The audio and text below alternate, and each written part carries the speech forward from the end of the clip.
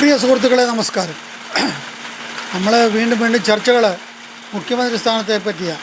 നമ്മളിവിടെ നിന്ന് പറഞ്ഞിട്ട് കാര്യമില്ല.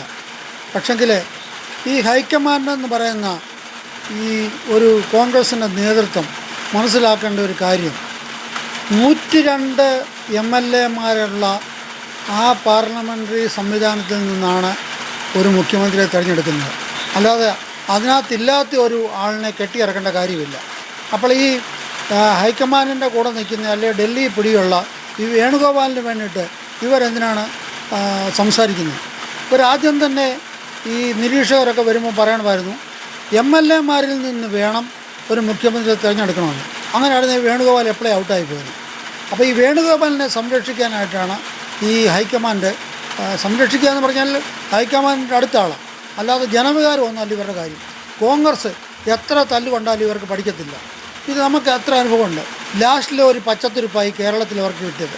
അതുപോലും നശിപ്പിച്ച് നാരായണക്കല്ല് അരക്കാനായിട്ടാണ് ഈ KC വേണുഗോപാലിനെ ഇവിടെ കൊണ്ടുവന്നത്. സതീശനെ ആക്കണ്ട, ഓക്കെ, സതീശനാണ് നിന്ന് ക്യാപ്റ്റനായിട്ട് പോരിയത്, വേണ്ട. എന്നാൽ KC അല്ല അതിന് പകരം വേണ്ടത്. രമേശ് ചെന്നിത്തലയുണ്ട്, തിരുവഞ്ചൂർ രാധാകൃഷ്ണനുണ്ട്, ഇവരെ പോലുള്ള എത്രയോ പേരുണ്ട്. അതിൽ MLA അല്ലാത്ത ഒരാളാണെങ്കിൽ VM സുധീരനുണ്ട്. ഇങ്ങനെയുള്ള എത്രയോ പേരുണ്ട്. അപ്പോൾ VM സുധീരനെ ഒന്നും ആക്കണ്ട, MLA-മാരിൽ നിന്ന് ഒരാളെ തിരഞ്ഞെടുത്ത് ഒരു മുഖ്യമന്ത്രിയാക്കുക എന്നുള്ളതാണ് ഏറ്റവും യോഗ്യമായിട്ടുള്ള കാര്യം.